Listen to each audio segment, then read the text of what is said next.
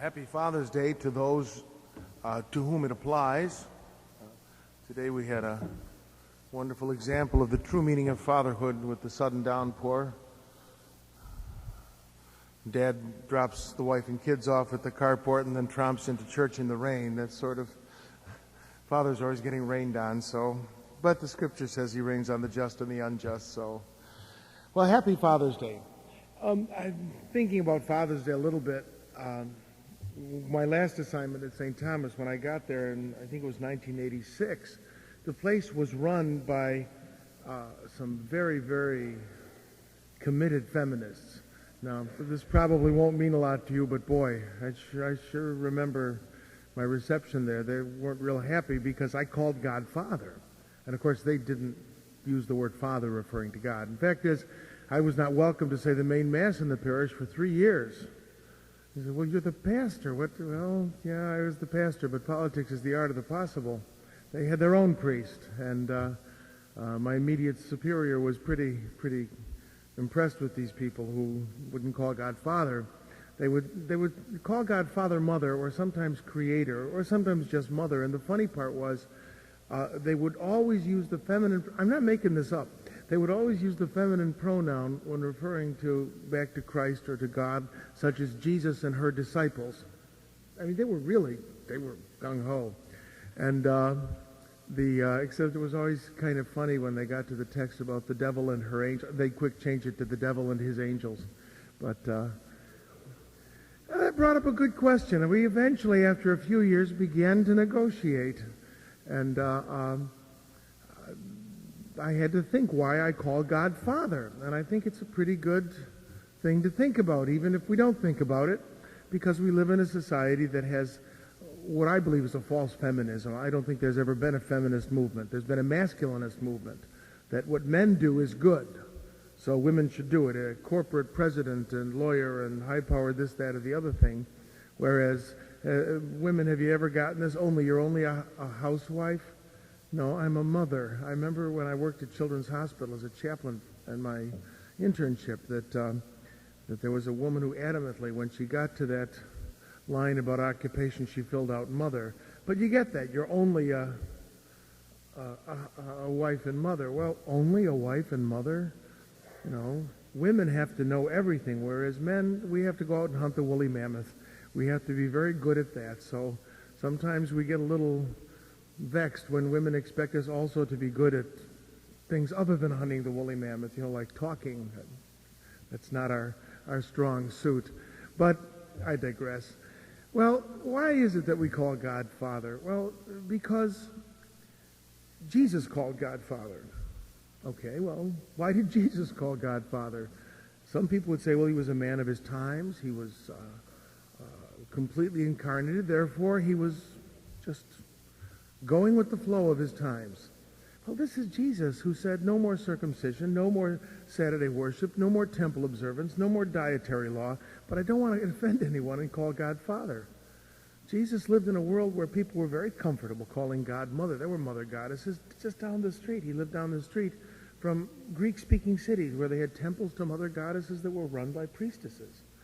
Jesus did what he did because it was his experience. He experienced God as his Father, more uniquely than any other human being. He was the only begotten Son of God. And why is that? Because, of course, St. Thomas Aquinas and the Catechism are clear that strictly speaking, you can't apply gender to God. Gender is just something that we human beings use to sort things out. So why did Jesus call God Father? Very simple. Motherhood is necessary. You always know who your mother is. There's very little doubt. She was there at the time. No one questions like, well, we don't think she's really his mother. That never comes up. It's quite obvious who your mother is. And then if you do it the traditional way, that kid is an appendage to you for the next couple of years. Women become walking refrigerators. You'll excuse my being a little bit blunt at 8 in the morning. If you do it the traditional way, motherhood is a bond that has just got to happen. Fatherhood, on the other hand, is always adoptive. It's always adoptive. You always choose to be father. There are a lot of people who are genetically someone's father, who do not father them, who do not act as father. They abandon their children. And sometimes they may live in the same house and have abandoned their children. In the ancient world, in the Greco-Roman world, when a child was born, that child was brought before its Roman father and placed on the floor. And if he acknowledged that child as his own, he would pick up the child. If not, the child would literally be thrown out. Literally. They would be put, was in the country, they would be exposed, in other words, put out in the bushes. Or if they were in the city, they would be put out in the local market square, the forum, where slavers would come and pick out the best, especially the young girls, to raise as slaves and prostitutes, and then the others would just be let die and thrown out with the garbage. That's really what they did. There may have been no question as to the genetic parentage of that child, but if his father did not pick him up, he was not that man's son or daughter. And even if everyone knew this was not genetically his child, if he picked that child up, he had all the obligations of fatherhood. Adoption was very respected in the ancient Roman world, as it should be everywhere. People, I think I've shared this, people will say, I'm looking for my real parents. And I say, oh, I know where your real parents live. And they get all excited. Then I tell them their address. Your parents are the ones who raise you, not the ones who genetically provide for you. They're the ones who raise you and provide teaching and sustenance. So adoption in the ancient world was very respected. So the point is that fatherhood is always a kind of adoption. Therefore, Jesus called God Father because the Father always chooses us. And that's the important point, that the Father chooses us. Whether we want to be chosen or not sometimes, he chooses us.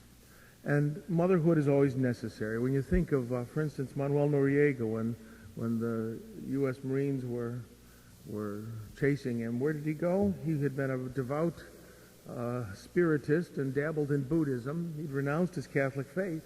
But when he was in trouble, he went right to the Vatican embassy.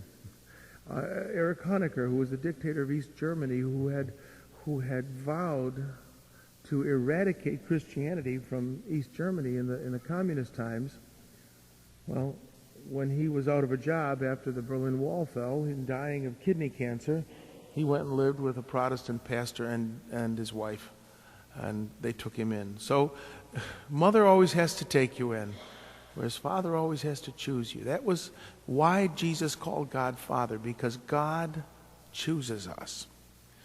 The church is a mother. The mystery of the feminine in God is wrapped up in the church. That God has created a bride for his son, and she is a mother. And that means we as a church have a responsibility to be a good mother, which is quite a stretch for some of us here. I'm not much of a mother, but as a church, we have the mystery of fatherhood and motherhood, and we need to understand them both. So that's why Jesus called God Father. Well, what does that have to do with the readings today? Because, after all, Father's Day is not a feast in the calendar of the Catholic Church. Well, let's look briefly, I hope. I hope that'll be my Father's Day gift to you, a slightly shorter sermon.